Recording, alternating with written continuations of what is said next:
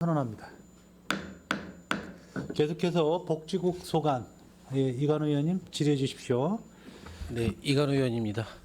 수고 많으시다는 말씀 다시 한번 드리고 질문을 드리겠습니다. 우리 사회복지과 우리 그 8페이지를 한번 보게 되면 국민기초생활보장수급자 현황, 차상위계층 현황, 의료수급자 현황 이렇게 돼 있어요. 우리가 기본적으로는 국민기초생활수급자가 왜 국민기초생활수급자인지 알고 있고 차상위계층이 왜 차상위계층인지 알고 있습니다. 근데 이 선정 기준에 대해서 한번 설명을 듣고 싶습니다. 우리 기초생활수급자하고 차상위계층.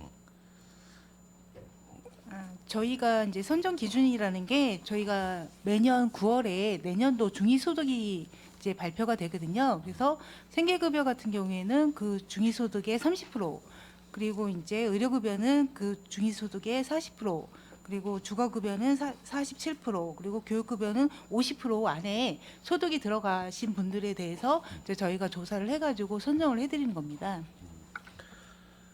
이렇게 우리가 국민기초생활수급자라고 그 지칭을 만약에 한다고 하면 그 국민기초생활수급자 어떻게 보면 그 혜택을 보는 분들이 그 선정 기준을 다시 한번 설명해 주세요. 이거 쉽게 말하면 뭐 생계급여, 의료급여, 주거급여 그거에 대한 부분이 아니라 우리 국민기초생활수급자라고 하면 예, 수급자라는 분들이 지금 제가 아까 말씀드린 것 같이 이제 생계급여 대상자로 되고 주거급여 대상자, 교육급여 그리고 이제 의료급여로 나눠져 있는 거죠. 그래서 이제 옛날에는 이제 국민기초 수급자라고 하면 하나로 했지만 이제 저희가 이제 선정 기준으로 하면서 30% 중위소득 30% 안에 들면 생계급여를 지급을 해드리고 그리고 저희가 이제 의료급여 대상자 같은 경우에는 40% 안에 들어서야 이제 생계급여랑 의료급여를 또 같이 해드리고 그렇게 해서 이제 그 기준에 따라서 이제 저희가 급여를 주는 겁니다. 그래서 그 4개의 급여를 받고 계신 분들을 저희가 이제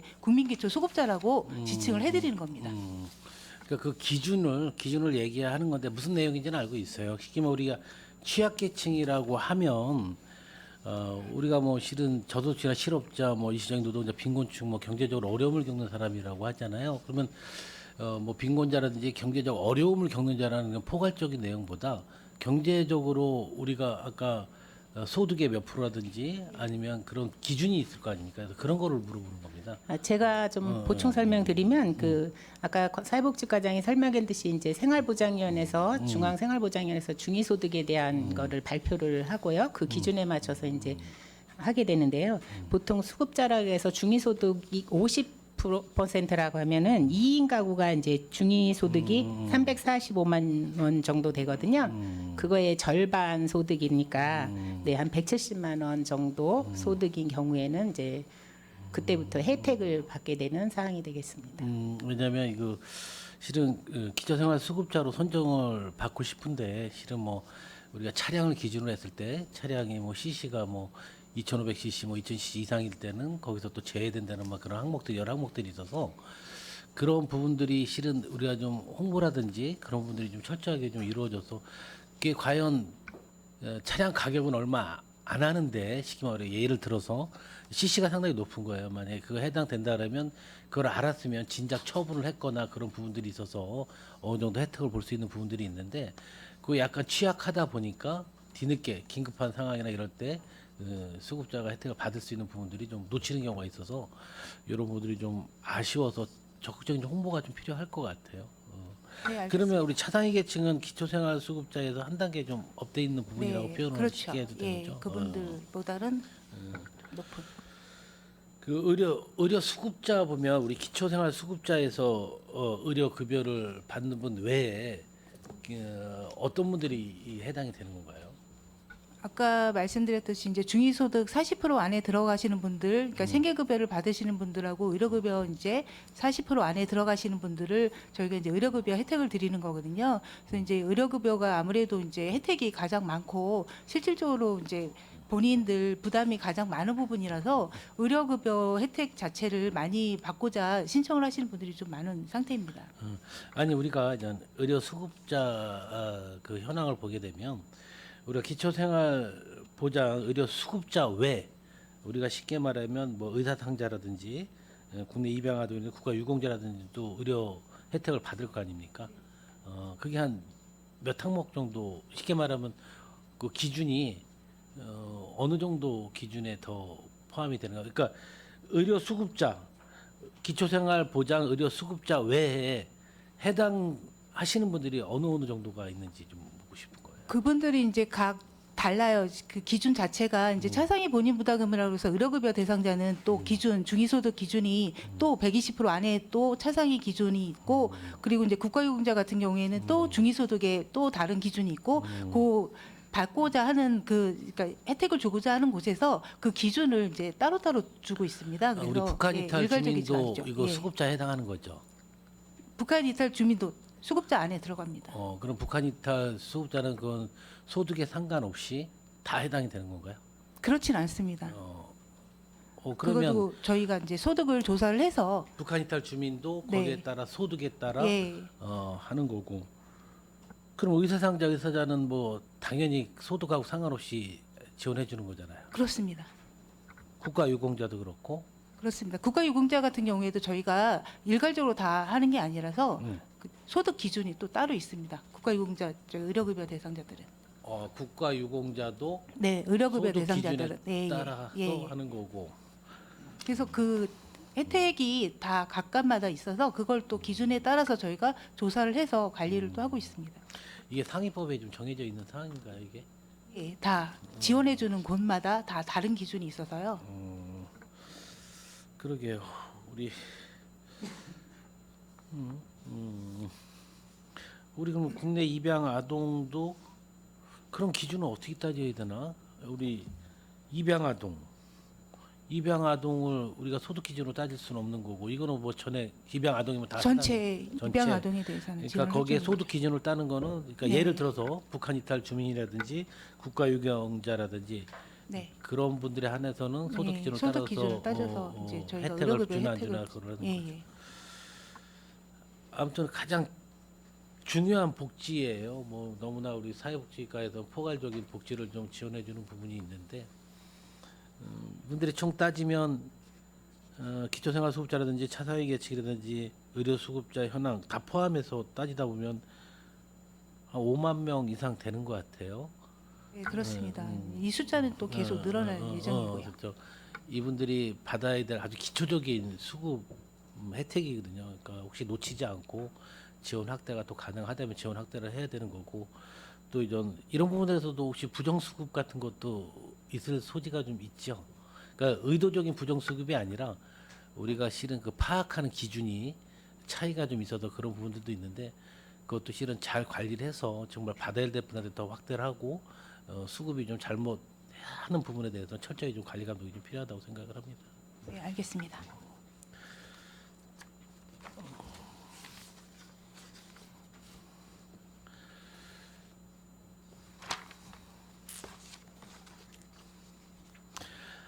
저는 이제 뭐 전체적으로 한번 물어볼게요. 우리 국도비 예산 집행 내역 반환 내역 사유를 한번 보게 되면 사회복지과에서 저는 그 청년 마음 건강 지원 사업이 있지 않습니까? 그 청년 마음 건강 지원 사업 그 사업 내역에 대해서 내용에 대해서 한번 들어보고 싶습니다. 사업 취지가 어떤 건지. 이거는 이제 지역 바우처 사업입니다. 이제 이것도 이제 소득 기준도 있고 실질적으로 이제 정신과 치료나 아니면 이제 발달 지원이나 여러 가지 해서 사업 대상자가 따로 정해져 있고요. 이제 읍면동에서 신청을 받아서 필요하신 분들이 저희가 이제 지역 사업으로 바우처로 이제 필요하신 분들을 이제 지원을 해드리는 사업이거든요. 그래서 이 예산 같은 경우에는 대상자 부분에서 조금 숫자가 많지 않아서 이제 반환을 좀 해야 되는 상황이었거든요. 그러니까 전 봤을 때 이게 청년 마음 건강 사업이라고 그러면 우리 청년들이 가장 많이 겪고 있는 네. 어떻게 보면 마음의 질병이거든요. 이걸 우리가 혹시 발굴에 좀 미흡해서 예산이 혹시 우리가 반납 사유가 이렇게 많이 늘었나 여쭤보는 건데 네.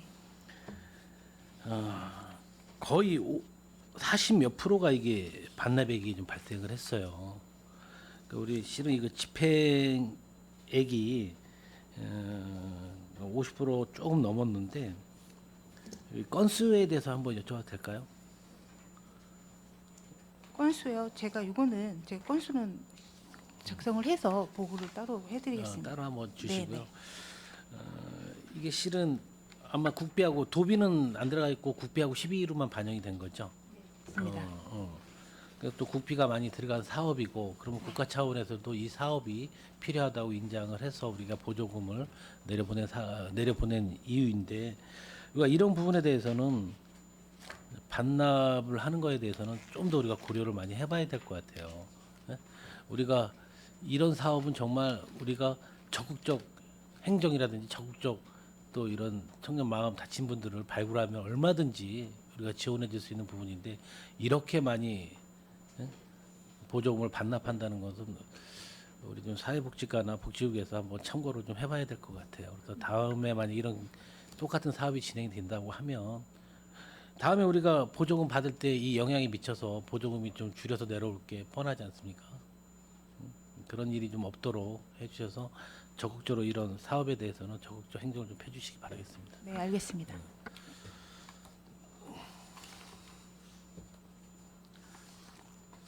마지막으로 우리 사회복지과 한번 질문을 드리겠는데, 우리 취약계층이라고 하면 이 부분에서도 취약계층 그러면 우리가 취약계층이 어떤 부분인지는 알고 있습니다. 그래서 일반 시민들이나 저희들이나 좀 명확히 취약계층이라는 좀 용어 정의를 좀 한번 내려주셨으면 좋겠습니다.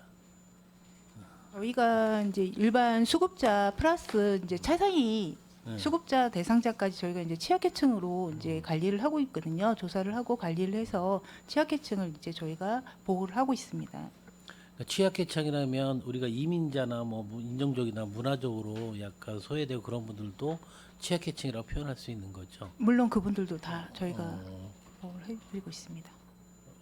그러니까 경제적, 사회적 다 포함이 되는 건데, 특히 사회적은 노인, 어른 그런 분들도 다 취약계층이라고 표현을 하는 건데, 그렇죠? 네, 맞습니다.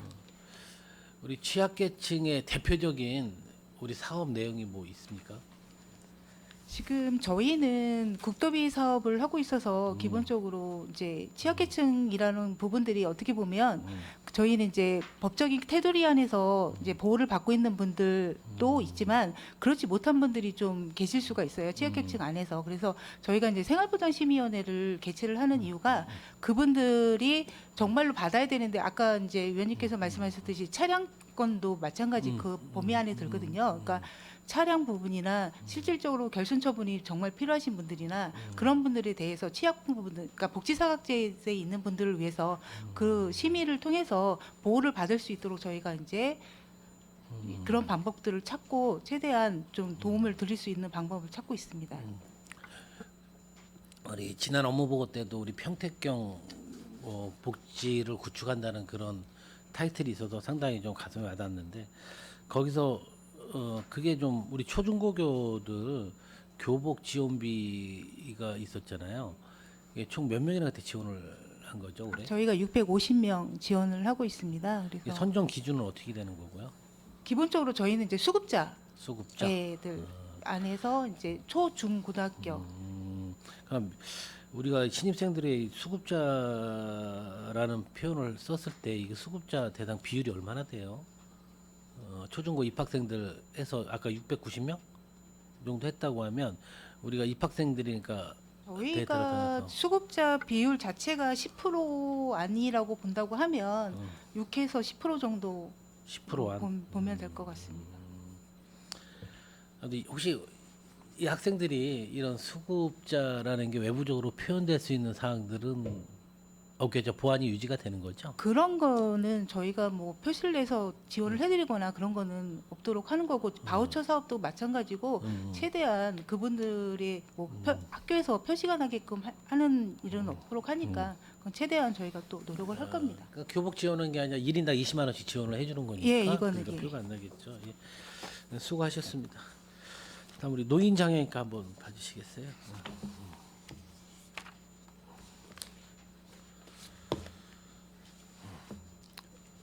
과장 우리 평택시 파악을 했을 때 우리 경로당이 우리 평택시에 한 몇 개 정도 필요하다고 미설치된 부분이 얼마나 될까요? 지금 통별로 이제 조례가 있어서 없는 통은 다 보급돼야 된다고 조례가 돼 있는데 네. 재정 여건상 매년 이제 전세 경로당, 매입 경로당 갖고 6억 정도 예산을 해갖고 점차적으로 보급이 되고 있습니다. 그러니까 저는 경기도보다도 우리 평택시, 경기도는 50%좀 넘는데 우리 평택시는 70%가 넘는. 75% 정도로 지금 경기도 평균치보다 높은 상태고 우리 시보다 많은 데는 몇 군데 없습니다. 그러니까 그게 정말 자랑이라고 표현할 건 아니고 우리가 이렇게 잘하고 있으니까 나머지 부족한 부분 25%에 대한 부분도 우리가 적극적으로 좀 한번 추진을 좀 해야 되지 않나 그런 생각을 가지고 있습니다. 근데 이게 우리 건축부서하고 마을에 가는 건축부서에서 하는 거죠. 그 이제 읍면에 있는 이제 마을 회관을 짓는 거는 건축부서에서 하는 거고요. 저희는 이제 그 외에 이제 매입이라든가 전세 경로당은 저희 부서에서 추진하고 있습니다. 그러니까 2억에서 3억으로 상향을 한 상황이잖아요. 그럼 우리 상향을 한 다음에 한 몇 개소가 우리가 임대라든지 그런 설치가 금년도에 이제 작년까지 2억이라는 예산이 불용된 경우가 있는데 올해는 이제 3억으로 늘리고서는 불용되지 경우는 없고 예. 지금 협의는데 이제 감정 평가가 120% 범위 내기 때문에 이걸 충족하는 데가 그것 때문에 협의되는 상황이고 올해는 예산은 다 소진할 거로 예측하고 있습니다. 예산을 다 소진할 거다. 우리가 경로당 현대화 사업을 하고 있잖아요. 그 현대화 사업비 우리 예산액이 지금 얼마죠? 그게 한 6, 7억 그거는 본청 관할, 출장소 관할 별들이기 때문에 그건 세부적으로 본청 관할이 한 7, 8억 정도, 7억 내외 정도 돼 있고 양계충사서 별도로 예산이 편성돼 있습니다. 그러면 상당히 좀 과장님 뭐 이거 실은 이 현대화 사업에 대해서 우리가 경로당이 계속 노후화가 많이 이루어지고 있잖아요. 하나 올해보다 내년은 더 노후화되는 거고 그러면 우리가 예산이 이게 계속해서 고정적으로 편성될 게 아니라 계속해서 매년마다 늘어나야 된다고 좀 생각을 하고 있습니다. 저희 지역구 같은 경우도 상당히 좀 요구하는 사항들이 많이 있는데 예산 문제로 제대로 좀 지원을 못 하고 있어요. 그런 부분에 대해서 우리 어떻게 뭐 예산에 대한 편성 뭐 실링제나 뭐 그런 거 걸려서 못 한다고 그렇게 말씀하시지 말고 이 부분은 경로당 문제만큼은 우리가 예산 확보를 좀 하는데 좀 신중을 기울여야 되는데 뭐 생각을 좀 가지고 계십니까? 저희도 이제 많이 고민이 되는 사항입니다. 이게 이제 활동비부터 경로당에 들어가는 국도비 매칭 사업도 12 부담이 많고 12 매칭에 플러스 12 추가 부담에서는 예산이 많기 때문에 이게 이제 전체적으로 복지국 예산이 이제 배정이 되다 보면 이게 이제 어느 부분을 가야 되는 고민이 되는 많은 사항이라 경로당의 현대사 앞으로 어떻게 할까 한번 관련 담당자하고 또 협의를 해갖고 한번 잘 적극 노력을 한번 해보겠습니다. 국장님 우리 타 시도하고 비교를 했을 때 우리 복지 예산이 우리 평택시가 타 시도보다 많다고 생각하십니까? 이제 제가 타시군까지 확인은 못 해봐서 정확한 데이터를 말씀드릴 수 없습니다만은 아무래도 우리 시는 이제 전체적인 재정 규모가 크기 때문에 다른 타시도보다는 적지는 않다고 판단하고 있습니다. 근데 그냥 퍼센티로 따졌을 때는 높지가 않아요. 우리 중앙정부에서 하는 비율보다도 약간 낮은 거로 제가 좀 알고 있는데 그 복지 예산은 우리 다시 한번 협의를 해서 복지야말로 정말 우리 예산 확보로 최소한 40%대까지는 끌어당겨야 되지 않나 좀 생각을 좀 가지고 있습니다. 그래야 어느 정도 복지 일선에 서시는 분들이 복지에 좀 더 심혈을 기울이고 할 수 있는 부분들이 생길 것 같아요. 예산이 항상 부족해서 정말 필요한데 예산을 투입 못하는 그런 부분들이 너무나 아쉽게 많이 비춰지고 보고 있어요. 그래서 내년 예산 부분에 대해서는 그 부분도 좀 깊게 논의 좀 해봐야 되지 않을까 생각을 합니다. 네. 의원님 말씀하신 대로 저희가 복지에 사각지대가 없도록 저소득층이든 장애인이든 노인이든 보훈이든 또 여러 가지 측면에서 저희 복지 사업이 잘 이루어질 수 있도록 예산 반영에 심혈을 기울이겠습니다. 예.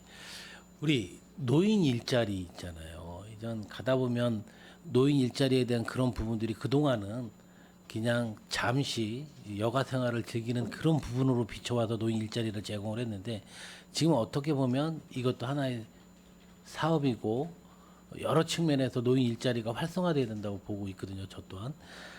근데 지금 저희 일자리 사업은 어떤 식으로 추진이 되고 있는지 한번 설명 좀 해주십시오. 노인 일자리.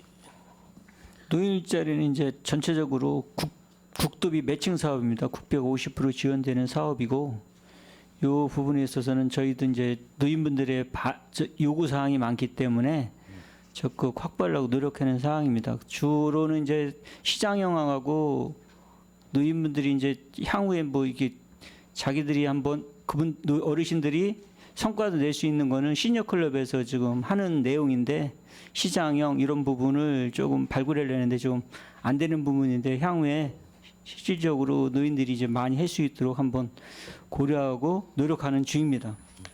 우리 시니어 클럽하고 우리 7개 기관에서 수행을 하고 있잖아요. 그런 부분들하고 더 긴밀히 협조를 해서 노인 일자리 창출을 좀 극대화시키는 게 가장 좀 바람직하다고 보는데, 우리 어르신들이 우리 공익형, 서비스형, 뭐 시장형, 뭐 취업 알선형 여러 가지 이렇게 분류를 나누고 있잖아요.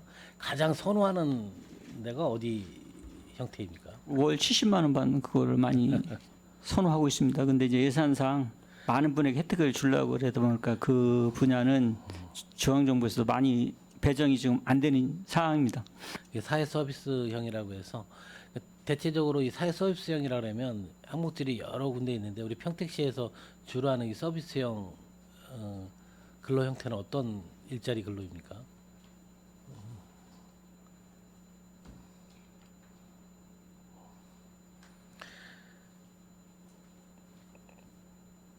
좀 다양한 게 많은데 서면으로 제출하도록 하겠습니다. 아니 바쁘신데 자꾸 서면으로 제출하시다 보면 힘드시겠습니다, 우리 직원들이. 그러니까 이 부분은 굳이 서면으로 제출 안 하고 이따 혹시 밖에 나가서 직원들한테 여쭤보고 구두상으로 좀 전해줘도 됩니다. 제가 먼저 그냥 예, 말씀드릴까요? 예, 예. 네, 지금 현재로 공익형은 이제 3,111명이 이제 참여하고 있고요. 사회 서비스형이 397명, 시장형이 248명, 취업 알선형이 32명 이렇게 해서 3,788명이 노인 일자리에 참여하고 있습니다. 그러니까 이제 아까 얘기했지만 공익형이 제일 많다고 볼 수 있습니다. 공익형이 제일 많고, 근데 사회 서비스형이 어르신들이 선호하는 일자리. 네, 일자리입니다. 근데 그 사회 서비스형의 일자리 선호하는 이유가 좀 궁금해서 어떤 일자리 형태인지 한번 사회 서비스형은 이제 공공 행정 업무 지원, 그리고 금융 및 업무 지원, 또 시니어 가이드, 도서관 행정 업무 지원, 또 노인 복지 시설 지원, 장애인 서비스 지원, 그리고 이동식 스팀 세차, 그리고 어린이집 현장 지원 등이 있습니다. 뭐 공공 도서관 같은 데도 지원도 네네, 거기에다가 공공기관 같은 곳에 근무하시게 되는 일자리입니다. 이런 것도 잘 반영을 해야 될 것 같아요. 왜냐하면 어르신들이 선호하고 또 72만 원인가요? 네, 70만 72만 원 원입니다. 실은 그 재정적인 문제, 그 금전적인 문제도 분명히 반영이 된 것 같은데, 이런 부분들을 우리가 잘 헤아려서 우리 사회 서비스형 일자리를 확대를 할 수 있으면 좀 확대하고, 또 어르신들이 요즘 어르신이라 그래서 노인이라 그래서 어르신이라 해서 실은 뭐 체력적이나 뭐 정신적으로 문제가 있다고 보진 않습니다. 더 경험적인 차원에서 우리 사회에 많이 기여를 할 부분이라고 생각을 하고 있으니까 그런 일자리 차원에서 좀 적극적인 지원 좀 부탁드리겠습니다. 네, 알겠습니다. 뭐 제가 계속 지원해달라고 요청만 해서 그렇게 하는데, 저는 이제 행감이라는 구분을 그렇게 좀 나누고 싶어요. 행정감사가 우리 집행부에 대한 좀 견제도 하고 지적을 해서 또 심하게 하면 우리 공무원이 좀 이렇게 그런 것도 좀 받고, 그런 부분이 꼭 행정감사가 아니라 집행부와 협의를 해가면서 더 좋은 좀 평택, 그러니까 지금 우리 복지를 좀 발전시킬 수 있는 그런 차원에서 질의를 드리는 건데, 그냥 편하게 질문만 받아주시지 말고 제가 질문한 거를 잘 새겨 들어서 좀 복지의 발전에 많은 좀 힘 좀 실어 주셨으면 좋겠습니다. 위원장님, 좀 질의 이상 마치겠습니다. 추가로 이제 경로당 현대화 사업은 본청과 날이 7억이 아니라 3개 지역 다 빼서 7억 정도 되는 예. 실은 제가 데이터를 가졌는데 너무 또 굳이 지금 시간에 얘기를 안 하셔도 되는데, 중요한 부분은 아니라고 보고, 그 부분에 대해서 예산 반영을 더 많이 해서 노인에 대한 우리가 그런 부분에 대해서 좀 더 우리가 챙겨보자는 의미에서 질의를 던졌습니다. 예, 감사합니다. 네. 네, 이관우 의원님 수고하셨습니다. 최선자 의원님 더 있으시죠? 질의. 예, 질의해 주십시오. 네, 최선자 의원입니다. 무엇보다도 저희 복지국은 할 일이 앞으로 많습니다. 왜냐하면 갑작스런 인구 변화로 증가되어서 타 지역보다도 해야 할 일은 많고 또한 공무원 수는 그대로이고 정부에서도 또한 그 공무원 수는 현행으로 또 그렇게 하다 보니 굉장히 어려움이 많을 거라고 생각합니다. 무엇보다도 이번 이제 조직 개편이 좀 있으면 있게 될 텐데 저희 복지국에 좀 특별히 우리 국장님께서 신경을 쓰셔서 기피하는 노장과에 좀 개편하는데 신경을 좀 많이 써주셨으면 좋겠습니다. 그 당부를 드립니다. 네, 검토하겠습니다. 네, 검토해서 좀 반영이 될 수 있도록 적극적으로 좀 부탁을 드리겠습니다. 네. 지역자활센터의 최근 이제 3년간 자료를 받아보았습니다. 목표는 이제 탈수급과 이제 취업인데 그곳에서의 어떤 민원을 좀 많이 받은 게 있는데 거기서 다양한 이제 프로그램을 하고 거기에서 이제 자격을 취득할 수도 있고 이렇게 되어 있는데 그 커피 바리스타 자격증을 따고 또한 로스팅을 하고 싶은 거예요. 근데 로스팅을 하고 싶은데 인원이 부족하니까 그거를 못하는 현실이 있더라고요. 그래서 그 수급자 대상으로 인원이 꼭 차지 않는다 할지라도 그 몇 분의 대상이라 할지라도 우리 집행부에서 좀 검면을 하셔서 그분들이 원하는 그러한 할 수 있도록 그렇게 좀 개선을 해 주셨으면 하는데 어떠신지요? 네, 저희가 이제 기본적으로 자활 대기자분들이 100여 분 계시고 실질적으로 사업을 하고 싶어 하시는 참여하고 싶어 하시는 분들이 물론 계시긴 하는데 그 한계가 분명히 있어서 지역 자활센터 한 곳에서만 이제 사업을 하다 보니까 실질적으로 이제 사업량하고 여러 가지 대기자분들하고 그 여러 가지가 관계가 있어서 지금 저희도 그 부분은 알고 있는 상황이고요. 아까 위원님께서 말씀하신 그런 거 교육이나 그런 부분들을 좀 확대를 시켜서 참여하시는데 좀 빨리 참여하시고 또 잘할 수 있도록 저희가 좀 프로그램을 확대할 수 있도록 노력을 해보겠습니다. 그 수급자 대상에 맞춰서 이제 이분들이 그를 통해서 창업할 수도 있고 탈수급할 수도 있게끔 하는 곳이잖아요. 근데 몇 명 대상이 안 된다고 해서 그러한 것들이 지연되고 그렇게 해서 동기부여가 되지 않고 그렇다 한다면은 자활할 수 있는 의지가 부족해진다라고 봅니다. 그래서 그러한 면에 있어서는 적극적으로 인원이 안 된다 할지라도 좀 검열해 줘서 할 수 있도록 당부를 드리겠습니다. 또한 이제 본 의원이 알기로는 거기에 그 연구 영역을 하는 걸로 알고 있어요. 어떤 그 자활 사업 참여자에 대한 그 의지 향상을 위한 방안 연구라고 보는데 마찬가지로 이제 이것이 진행되고 또한 이제 보고 최종 보고회가 되고 난 후에 여기에 맞춰서 이제 또 새로운 사업설도 있어질 것이고 이러는데 적극적으로 탈수급할 수 있는 그러한 그 동기부여를 할 수 있도록 교육도 시켜주시고 그래서 이분들이 그 안주하지 않고 좀 지향적으로 본인들이 그 일상생활을 지속 가능하게 할 수 있도록 꼭 당부를 드리겠습니다. 네, 알겠습니다. 그 농어촌 장애인 주택 개조 사업의 그 실적을 보았습니다. 이제 조직 개편에 의해서 이것이 이제 도시주택국으로 넘어갔다고 그러는데 맞습니까?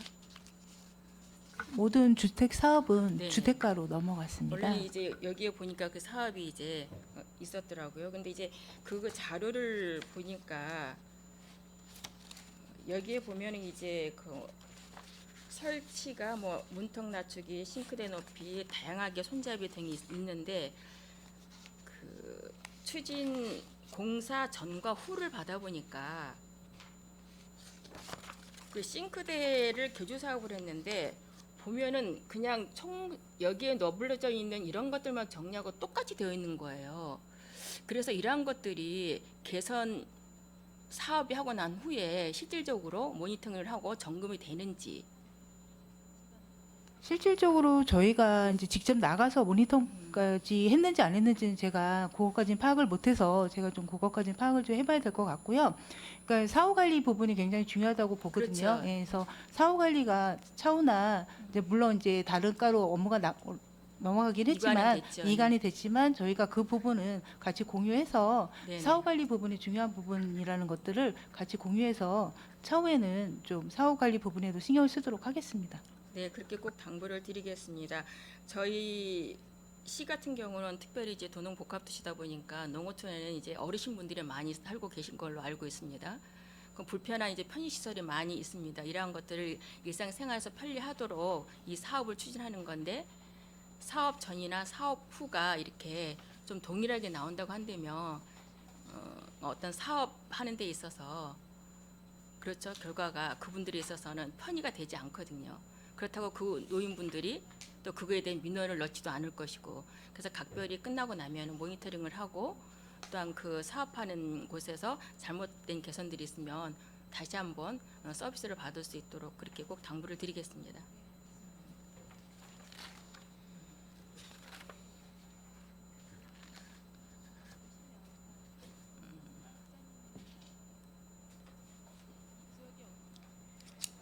지난 행감 때 노인 장애인 주간보호센터에서 질의한 적이 있습니다. 근데 그것이 이제 신중하게 검토를 하신다고 그랬는데 신중하게 검토를 한 결과가 이제 그대로인 것 같아서 다시 한번 질의를 드리겠습니다.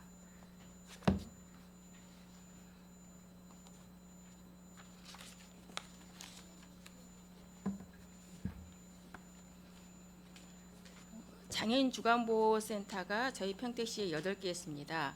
그래서 대기자가 지금 현재 굉장히 많은 걸로 있습니다. 이제 권역별로. 특히 북부 장애인 주간보호센터 같은 경우는 40명의 대기자가 있습니다.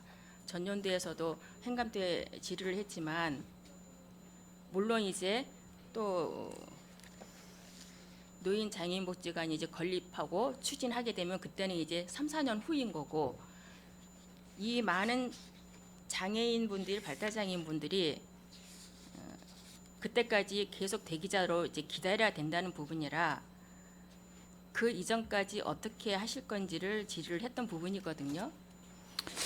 그것도 이제 부모의 입장도 다 다르시고 지금 생각도 좀 많이 다르신데 그 북부에는 특히 이제 이게 제한이 없는 것 같아요. 이용 제한이 없어갖고 더군다나 대기자가 많아갖고 이용하시는 분만 계속 이용하시고 못 되시는 분은 계속 못 되시는 상황인 것 같습니다. 그래서 향후에 이 주간보호센터를 어떻게 운영하는지는 이번 용역할 때 한번 각종 부모회나 이런 분들의 의견을 들어가서 거기에 담도록 한번 해보겠습니다. 네, 물론 이제 그 연구 용역을 계획하는 걸로 알고 있습니다. 그 이전에라도 이렇게 대기자가 40명 이상이 되는 곳에서 임시적으로 어떤 임대를 장소를 마련해서 이분들에 대한 욕구를 충족시킬 수 있도록 하는 것이 우리 복지가 해야 될 부분이 아닌가라고 본위원은 생각을 해서 질의를 했던 겁니다. 북부 노인 장애인 복지관뿐만이 아니라 합중도 마찬가지로 20명 이상이 대기하고 있습니다. 전체적으로 다 대기하는 숫자가 이제 앞으로는 더 늘어질 겁니다. 그만큼 장애인 시설의 인프라가 이제 구축이 안 되어 있기 때문에 그렇다고 봅니다. 그래서 우리가 우선순위로 좀 예산을 세워서 해야 될 부분들이 이런 것이기 때문에 해야 되지 않나라고 생각을 하기 때문에 되도록이면 본 예산에 우리가 이렇게 많은 북부 쪽에 장애인 대기자가 40명이다라고 한다면 이분들이 이 북부 쪽에서 이동하기를 원하시는 거잖아요. 이쪽에 이제 장애인 분포가 많으셔서 이제 그러는 것 같습니다. 그렇죠. 네. 그렇다고 한다면 반복되긴 얘기지만 그러기 이전까지 여러 가지 어려움은 있겠지만 먼저 본 예산에서 해서 한 군데라도 어차피 노인복지관이 시설이 되고 여기에서 또 확충된다라고 그때까지 있으신 것도 대안이겠지만 그 이제는 좀 더 우리가 선제적으로 의지력을 가지고 한 곳에 임대를 좀 해서 운영을 해야 되겠다라는 생각을 가지고 있거든요. 왜냐하면 몇 년 후에는 어차피 또 그러한 인원이 충당을 해서 보완을 하고 운영을 해야 될 사항입니다. 먼저 앞당겼을 뿐인데 앞당긴 것보다 당연히 그렇게 해야 된다고 생각을 하고 있거든요. 일단 공감을 하고 있습니다. 그 부분에 대해서 이제 그런데 이제 이게 재원이라는 게 이제 한정돼 있다 보니까 어느 게 집중 가느냐 이거는 다시 한번 집중 점검을 해서 한번 검토해 보겠습니다. 그래서 단시간 내에 또 이게 될 수 있는 사항이 아닌 것 같습니다. 시설 만들고 뭐 이런 부분이 있기 때문에 한번 적극 검토 한번 해보겠습니다. 이제 검토하신다는 게 그 이전부터 몇 년 전부터 계속 대기자가 이렇게 북부 쪽에는 많았다는 얘기입니다. 검토만 하시고 해마다 이게 이제 실행이 안 되기 때문에 다시 한번 또 질의를 하게 되는 거거든요. 이런 것들은 좀 적극적으로 우리 복지국에서 검토를 하셔서 좀 실행을 할 수 있도록 선제적으로 좀 당부를 드리겠습니다. 검토 보고하신 후에 좀 보고를 해주셨으면 좋겠습니다. 저희들이 이거에 본 예산에서 세워서 올라온다고 해서 저희들이 삭감할 이유는 없고 전체적인 예산의 문제들이 있겠지만 우리들이 소외됨이 없는 그러한 복지가 먼저 선행되어야지만이 더불어 모두가 차별 없이 잘 살 수 있는 평택의 행복한 도시라고 생각을 할 때에는 이러한 선제적으로 좀 예산을 세워서 해야 된다라고 본 의원은 생각을 하고 있습니다. 그렇기 때문에 예산 편성을 하실 때 적극적으로 이렇게 반영을 해주셨으면 하는 바람을 가지고 당부를 드리겠습니다.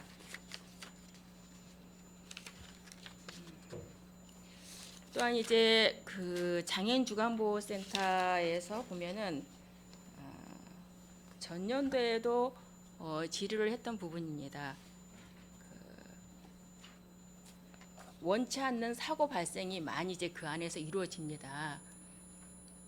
그러게 되면은 체중증 장애인을 위한 어떤 사례 관리가 특별히 있어야지 될 것이고 또한 그거를 온리 그냥 주간보호센터에서만 해결을 미룰 것이 아니라 우리들이 같이 선제적으로 어떤 솔루션을 만들어서 구성을 해서 특별하게 이 케이스들은 케이스 바이 케이스로 좀 해서 운영을 하는 게 낫겠다라는 생각이거든요. 전년대 같은 경우도 급작스럽게 사회복지사가 많이 다친 게 있었어요.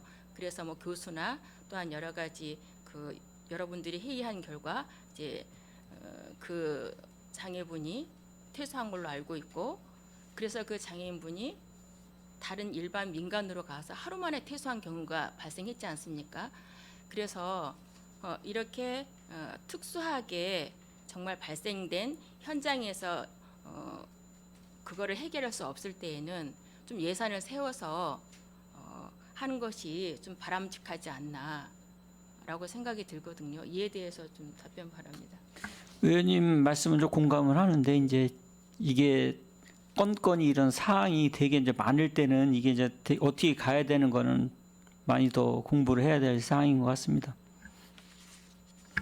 네, 공감이 간다고 한다면 적극적으로 의지적으로 해야 될 부분이다라고 생각을 합니다. 그러니까 반복적으로 이러한 것이 되지 않도록 먼저 우선 선제적으로 똑같은 말씀이 되겠지만 좀 예산을 세워서 그렇게 해야 되지 않나. 라는 생각을 하기 때문에 이런 것도 또한 본 예산에 적극적으로 그러한 예산이 없기 때문에 현장에서 이렇게 보호하는 사회복지사들의 굉장히 그 번아웃되고 또한 이번에 이제 또한 추가적으로 정부에서 이제 그러한 어려움들이 있기 때문에 직원을 채용하려 함에 있어서도 기피하는 현상이 많거든요. 이러한 것을 감안했을 때는 우리 복지국에서 어떤 것을 선제적으로 먼저 예산을 세워서 또한 사회복지사들이나 또한 그런 장애인분들이 현장에서 같이 잘 할 수 있을까라고 고민한다고 한다면 그러한 어려운 케이스들은 꼭 예산을 반영해서 해야 된다라고 생각하니 본 예산에 그렇게 한번 편성해 주시기를 당부드리겠습니다. 잘 검토해 보겠습니다.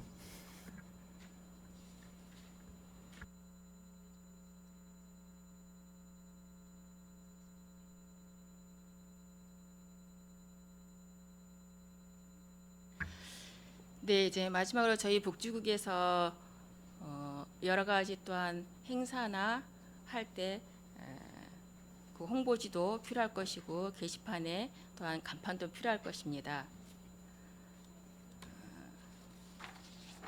그럴 때 저희 복지국에서 선제적으로 한국장애인개발원에서 제작한 그 유니버설체가 있습니다. 이거를 좀 적용을 하셔서 장애인뿐만이 아니라 비장애인도 더 편리하거든요. 선제적으로 이거를 좀 적용을 해주셔서 타 지역보다도 먼저 정말 장애인과 비장애인 없이 보편적으로 모두 다가 편리할 수 있는, 잘 보일 수 있는 그러한 유니버설체를 적용해 주실 것을 당부드리는데, 이거는 뭐 큰 비용이 안 들어가고 어차피 예산에서 해야 되는 거기 때문에 할 수 있다고 생각을 합니다. 이에 대해서 우리 복지국장님 답변 바랍니다. 네, 의원님 좋은 말씀 감사합니다. 저희가 또 그 의원님 말씀해주신 대로 우리 장애인, 비장애인이 함께 살아가는 사회에 있어서 장애인들이 불편함이 없도록 해야 되는 게 저희의 일이고, 또 저희가 그 이제 장애인 개발원에서 제작한 거에 대한 거에 또 뜻을 같이 해서 저희가 새롭게 준비할 때는 그렇게 추진하도록 하겠습니다. 네, 고맙습니다. 무엇보다도 이제 올해 그 장애인 협회에서 전체적으로 이제 장애인 편의시설에 대한 그 실태 조사를 하게 되는 걸로 알고 있습니다. 그때 되면은 지금 아시다시피 공공시설 안에 정말 장애인도 힘든 그 편의시설이 있을 겁니다. 아마 체감했을 겁니다. 저 역시도 마찬가지로 지금 현재 우리 비장애인도 힘든데 우리 공공시설 안에서 장애인들은 얼마나 힘들까, 이런 걸 선제적으로 이제 조사가 되어진다고 한다면 그것부터 우리 복지국에서 좀 발빠르게 예산을 세워서 개선할 수 있도록 그렇게 당부를 드리면서 질의를 마치도록 하겠습니다. 네, 알겠습니다. 네, 최선자 의원님 수고하셨습니다. 의원님들께서 장시간 세계관인데 많은 시간이 좀 흘렀습니다. 심도 있게 질의해 주신 거에 대해서 감사를 드리고, 저도 좀 몇 가지 좀 질의 좀 하고 마치도록 하겠습니다. 우리 장애인 그 예산이 한 7천억 가까이 다 된다고 말씀하셨죠. 단지 예산하고 결부가 돼서 충족하려면 얼마나 더 있어야 되겠습니까? 국장님. 아까 이제 이관 의원님께서 우리 시 이제 복지국 예산이 다른 시에 비해 부족하다는 말씀이 있으셨고요. 저희도 이제 아무래도 국도비 재원에 의존하는 경향이 많다 보니 또 그거에 부과돼서 시비를 재원하는 시비 재원을 충당하는 일도 사실은 쉽지 않은 일입니다. 그래서 저희가 좀 더 예산과 관련해서는 관련 부서와 더 협의하고 또 시민의 욕구를 반영해서 좀 더 많은 예산으로 네, 적정한 지원을 할 수 있도록 노력하겠습니다. 세수가 좀 더 많아야 될 것 같습니다. 만족하려면. 우리 복지정책과 32페이지에 보면은 우리 이제 어제도 추념식도 했지만은 우리 독립운동가가 많이 있어요. 기념식도 많이 하고 하는데 우리가 원심창 의사 추모식도 있고 기념행사가 1년에 한 2번 정도 있는데 지금 그 전시관 추진을 하고 있죠. 네, 그렇습니다. 예, 그 내용 좀 잠깐만 설명이 가능하실까요? 전시관은 지금 저희가 거기가 이제 체육관에 이제 설치를 할 거기 때문에 어디 체육관? 팽성 레포츠 공원에 있는 그 실내 체육관 2층에다 설치를 할 계획이고요. 그렇기 때문에 그 건물의 용도를 변경을 해야 돼서 저희가 이제 건물 용도까지 변경을 해놓은 상황이고, 어쨌거나 간에 저희가 이제 공유재산이기 때문에 공유재산을 이제 사용을 하려면 공유재산에 대한 그 임대료를 또 지출을 해야 돼서 그 부분에 대한 예산이 이제 필요한 사항이라 그 부분은 저희가 이제 추경의 예산을 이제 요구를 이제 할 예정이고, 현재 그 원심창 의사 그 일본에 있는 기록물이라든지 각종 그 유품 이런 것들이 연말에 이제 우리나라로 이제 넘어왔고 위탁이 돼가지고 기탁이 돼가지고 현재 저희가 용역을 그러니까 그 기념사업회에서 용역을 발주를 해서 그 유물의 이제 가치나 뭐 이런 것들을 이제 검증을 해서 그 검증된 그런 유물들을 이제 전시를 하려고 그러면 지금 언제 하고 정도에 다 완료가 준공이 될 것 같아요? 다 시설 설치까지? 있습니다. 시설 설치까지 12월 안으로 지금 저희가 올해 안에 다 목표를 하고 됩니까? 있습니다. 네, 목표를 하고 빠르게 있습니다. 진행이 되네요. 근데 이제 우리 그 원십창 의사 독립장 3등급이죠. 서운이 3등급으로 알고 있어요. 그래서 이제 우리 그 서운 승급을 위해서 노력하고 계시는 거 아시죠? 네, 알고 있습니다. 지금 건국 훈장 1등급 대한민국장인데 그 가능 충분히 가능하시겠죠. 서운 등급에 대해서. 그 부분은 저희가 판단하는 건 할 수 아니겠지만은. 있는 사항은 아니고 예. 그게 이제 국민공감위원회가 있는 걸로 알고 있습니다. 거기서 이제 추천을 받아야 되는 걸로 알고 있고 어쨌든 그분이 그 3등급을 받으실 때에 그런 그 어떤 뭐 활동 실적 같은 것들이 새로운 것들이 이제 많이 나오면 가능할 것으로 예측은 하고 근데 역사적 이렇게 업적에 따라서 또 재평가도 하고 하니까 승급이 좀 됐으면 좋겠다는 생각에 의미에서 좀 노력을 좀 해야 될 것 같습니다. 우리 61페이지 보면 신규 사업들이 좀 있죠.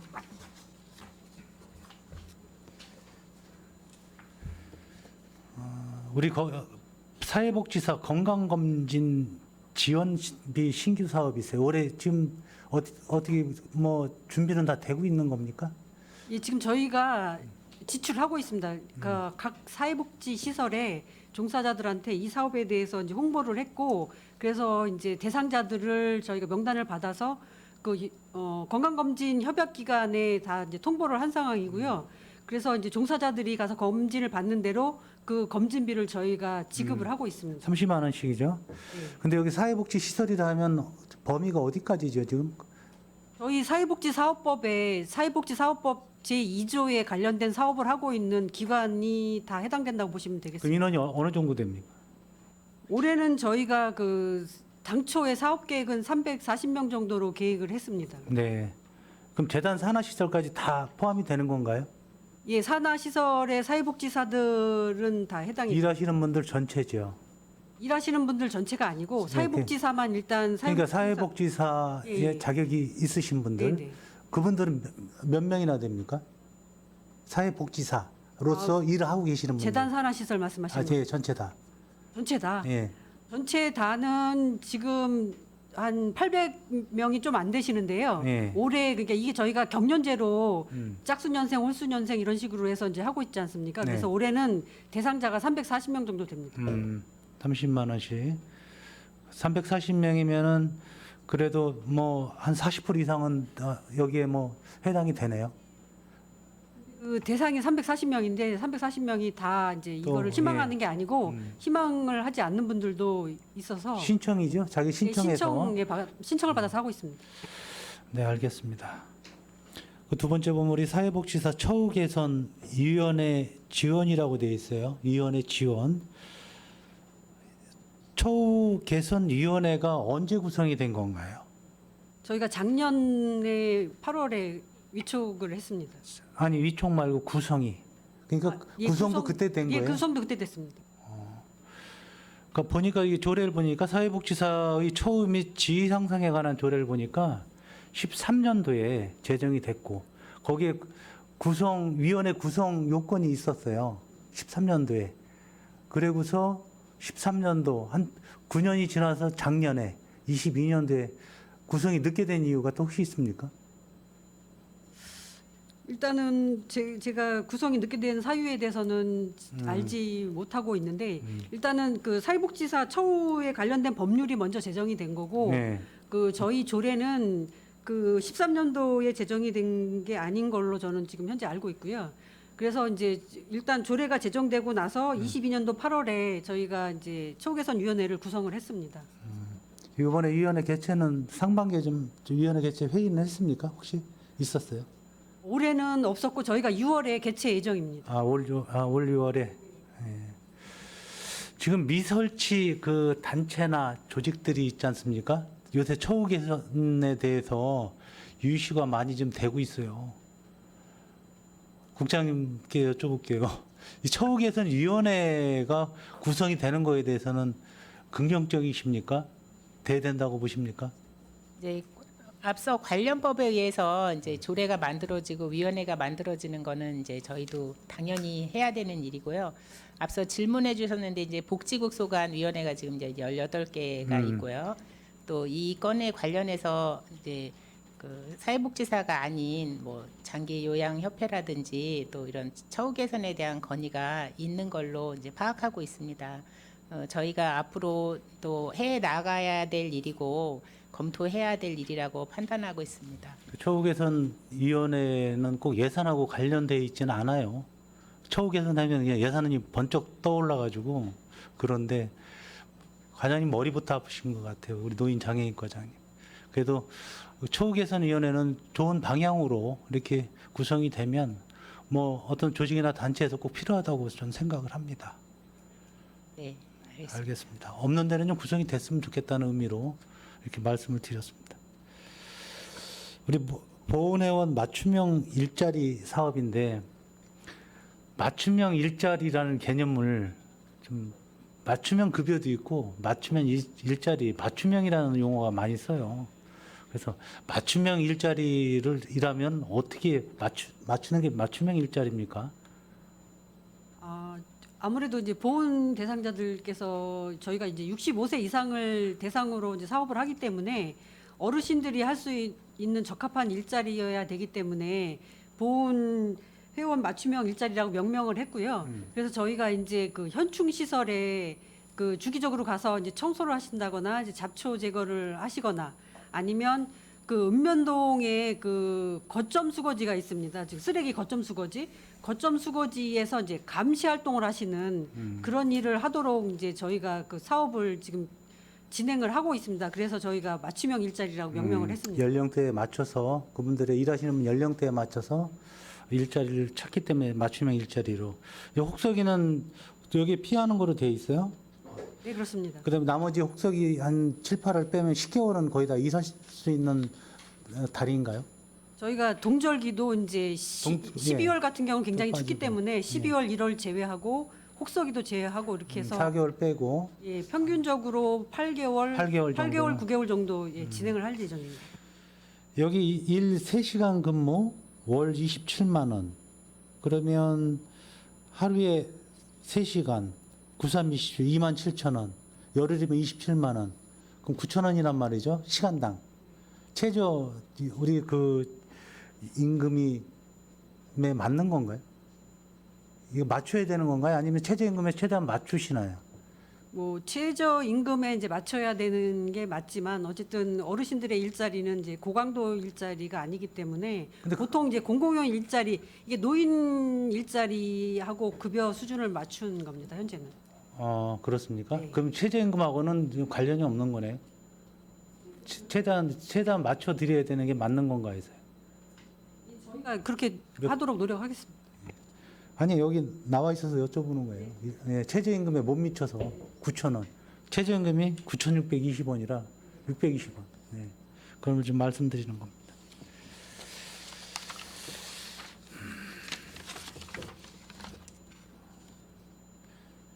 우리 82페이지에 우리 행복 나눔 실장.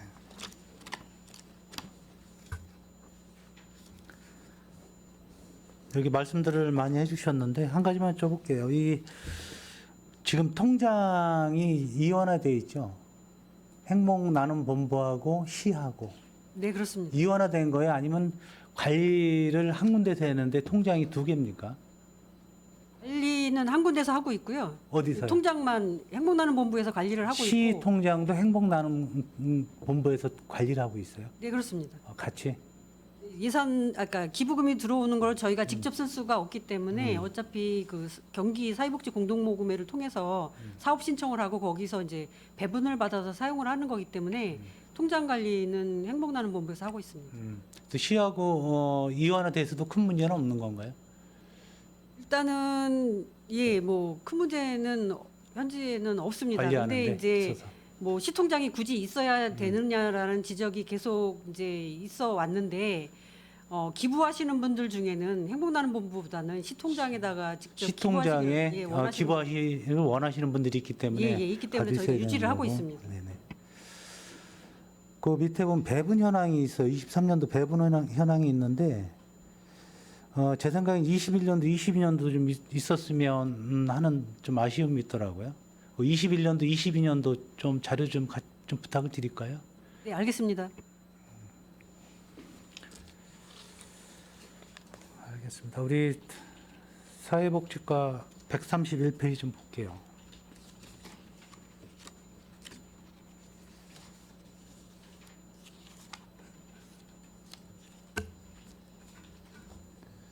아까도 부정수급에 대해서 말씀들을 많이 해주셨는데 이 부정수급이 어떻게 해서 발생이 되는 거지? 이게 통제가 안 됩니까?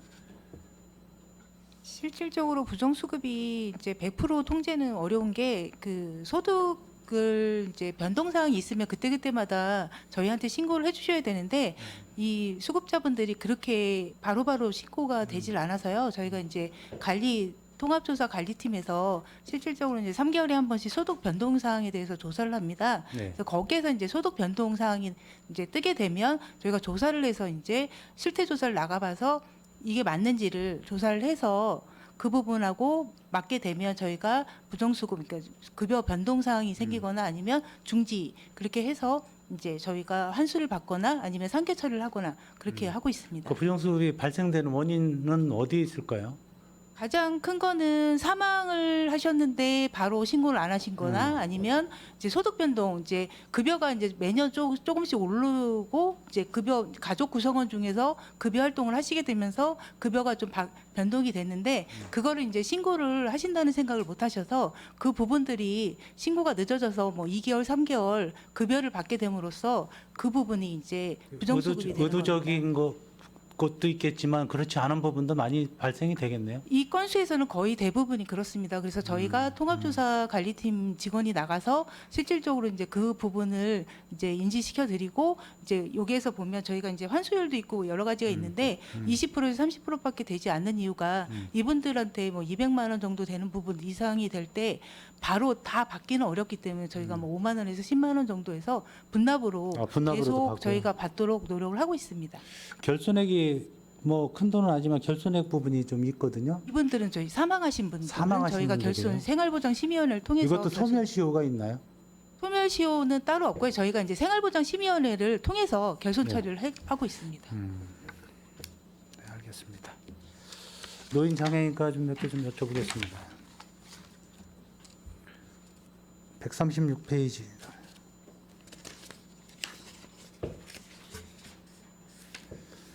지금 평택 시립 추모공원 이 추모관을 지금 신축을 하고 있고 지금 현재 봉안당 만장 시기가 24년에 끝나기 때문에 이 내년까지는 이 추진 계획에 있어서 이 추모관은 내년에 다 끝나는 거죠. 예, 내년 8월로 예정이 있습니다. 8월에. 지금 2만 3천 개예요. 제2 추모관은. 예, 그렇습니다. 근데 아래 하단을 안 하면 좀 줄어들 수도 있습니다. 2만 3천 개면은 지금 현 추세로 봐서는 몇 년 정도 사용할 수 있는 겁니까? 2045년까지 예정돼 있습니다. 현 추계로 보실 때는. 현 추계로 봤을 예, 예. 때는 2045년까지는 수급 조절에 큰 문제는 일단 없는 거네요. 이제 사망자 수 이런 걸 한번 다시 한번 면밀히 검토해보고 현재 추계는 그렇게 나와 있습니다. 어차피 15년 뒤에는 또 계획을 또 세우든지 다른 방법을 또 모색해야 되는 시기가 올 수도 있겠네요. 예, 그렇습니다. 장기적으로도 좀 계획을 좀 세워봐야 될 문제가 아닌가 싶습니다. 반복적으로 이제 늘 생기는 문제이기 때문에 우리 그 장애인 현황이 지금 2만 6천 명 정도 되네요. 예, 2만 6천 명 되고 있습니다. 그 중에 이제 우리 발달 장애인 부분이 한 9.9% 차지하고 2만 2,500명 정도, 2,580명 정도 되네요. 발달 장애인 부분이. 근데 이 발달 장애인 부분에 대해서 보면 정책 연구 용역을 추진한다 그랬어요. 아까도 말씀하셨는데 예, 그렇습니다. 아직 그 착수는 안 한 겁니까? 현재 회계과에 계약 의뢰 중에 있습니다. 계약만 하고. 예, 계약 의뢰 중이라 낙찰자가 곧 선정될 예정입니다.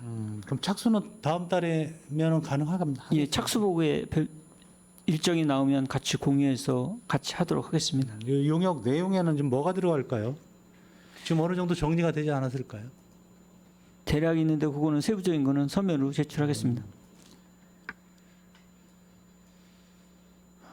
지금 발달 장애인 부분에서 그 어떤 지원도 좀 많이 하고 계신 것 같은데 우리 그 주요 지원 내용이 있다면 뭐 이 연령대별로 지원하고 있는 게 좀 틀린가요? 어떻게 하고 있나요? 취학 전, 취학하고 나서 그리고 취학 끝나고 졸업하고 나면 이제 성인이 됐을 때 이제 주간보호센터로 연결이 되는데 각 연령대별로 지원 요구하는 것도 다르고 이게 좀 상이합니다. 틀리고. 예. 그런 부분을 그래서 용역을 통해서 한번 뭔가 뭐 반영해 보자고 이번에 용역비를 반영한 상황이 되겠습니다. 지금 취학 전까지는 뭐 지원하고 있다면 나이대를 비교를 좀 해본다면 좀 뭐가 있을까요? 취학 전에 현재 사업을 하고 있는 거 보면 지금 영유아 관련해서는 이제 그 발달장애 정밀 검사비 지원을 좀 보건소에서 하고 있고요. 또 여성보육과 그 소관 육아종합지원상담센터에서 육아종합지원센터에서는 영유아 발달 지원 상담을 하고 있습니다. 그 정밀 검사는 100%입니까? 아니면은 요거는 이제 저희 국에서 하는 게 아니라서 프로테이지는 하기 어렵고요. 네, 저희가 71개월까지 영유아를 지금 대상으로 해서 71개월까지 네네 하는 걸로 파악하고 있습니다. 이 발달 장애가 나타나는 시기가 한 5세 이후에 이렇게 나타난다고 해요. 그래서 취학 전에 이제 발달 장애 그 판정 여부가 좀 나와야 되는데 이런 부분에 있어서 굉장히 어렵다는 이야기를 좀 들었습니다. 그 주간 활동 서비스는 그 프로그램들이 좀 어떤 거가 있는지 대충 여쭤볼 수 있을까요? 발달 장애인 부분에서.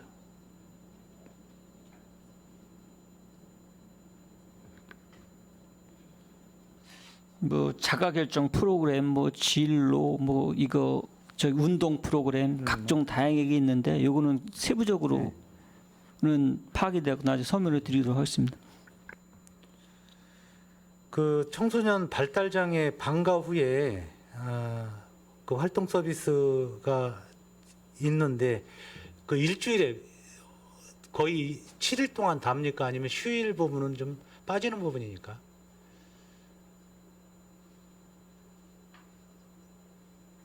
이제 학교 네, 방과 후에. 방과에는 그 이제 시간이 있습니다. 그건 이제 장애 전도에 따라 시간이 있으니까 바우처도 하고 이런 사항입니다. 요일로 보면 요일은 좀 토요일 일요일은 빠지는 부분인가요?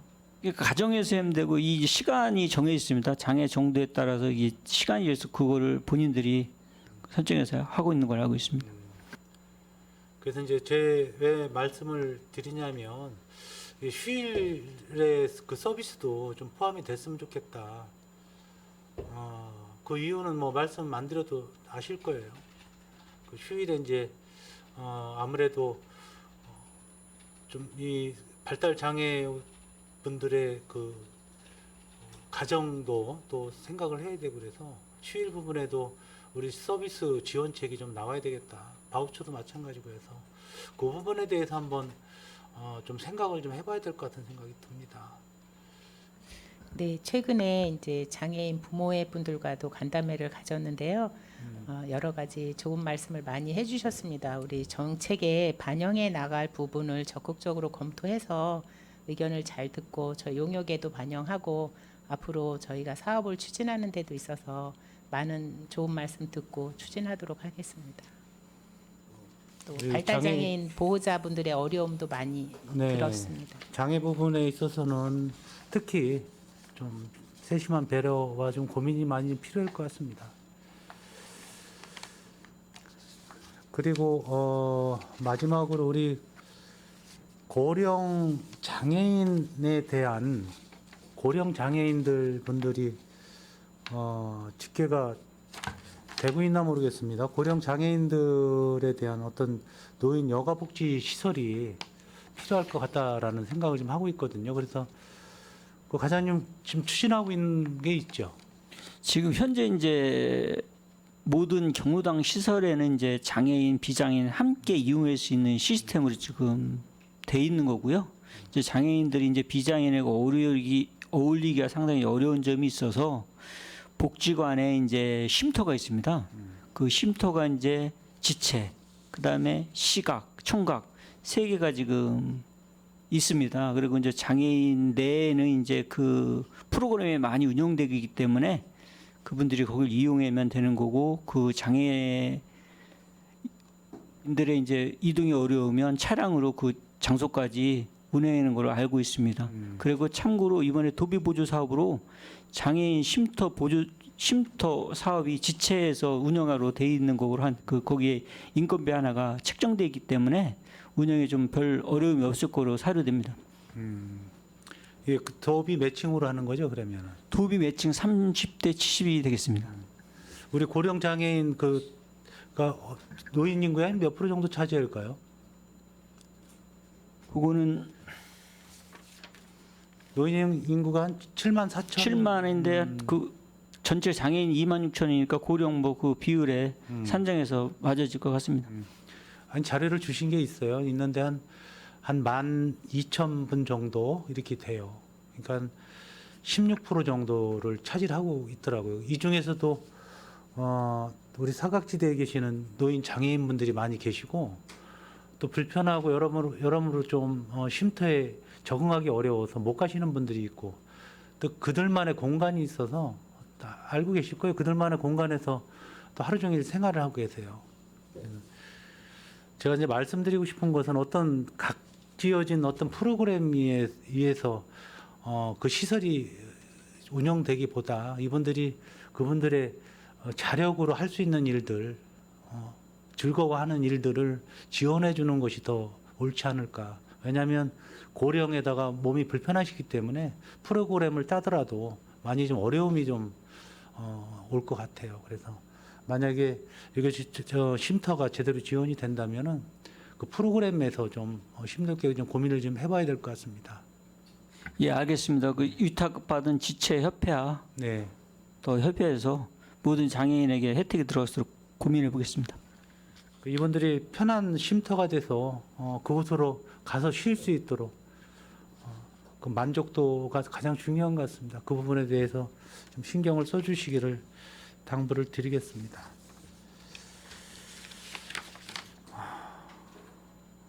우리 경로당 한 가지가 경로당, 우리 이관우 위원장님 경로당에 대해서 많이 말씀을 해주셨는데 마을에 가면 이 경로당 때문에 문제입니다. 우리가 경기도에서 그나마 높은 수준의 경로당을 확보하고 있는데도 불구하고 어르신들께서는 그거 관계 없어요.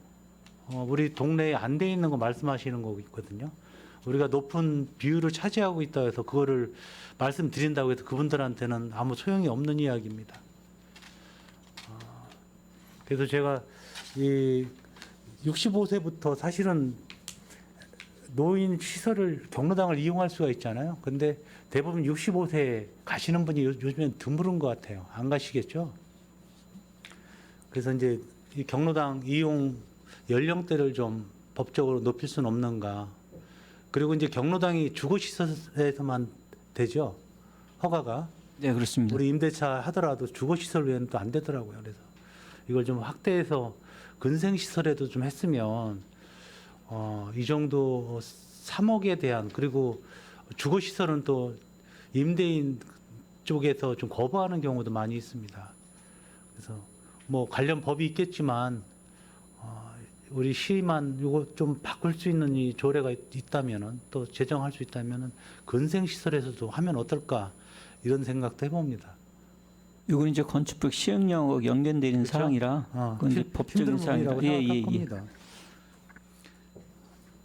그 이제 끝없이 노인정을 만들고 하는 것보다 아까처럼 노인 일자리를 통해서 해결할 수 있겠고, 이제는 뭐 100세가 되시더라도 요가도 하시고 막 이런 시대가 왔어요. 이분들의 어떤 스포츠 활동을 좀 할 수 있도록 스포츠 공간을 좀 넓혀가는 것도 하나의 방법일 거라고 생각하거든요. 한없이 뭐 경로당 부족하고 없는 것만 생각한다고 해서 대안은 아닐 것 같고 해서 이 부분도 좀 같이 고민을 해야 될 부분인 거 아닌가 싶습니다. 저는 질의를 여기까지 하도록 하겠습니다. 더 추가 질의 있으십니까?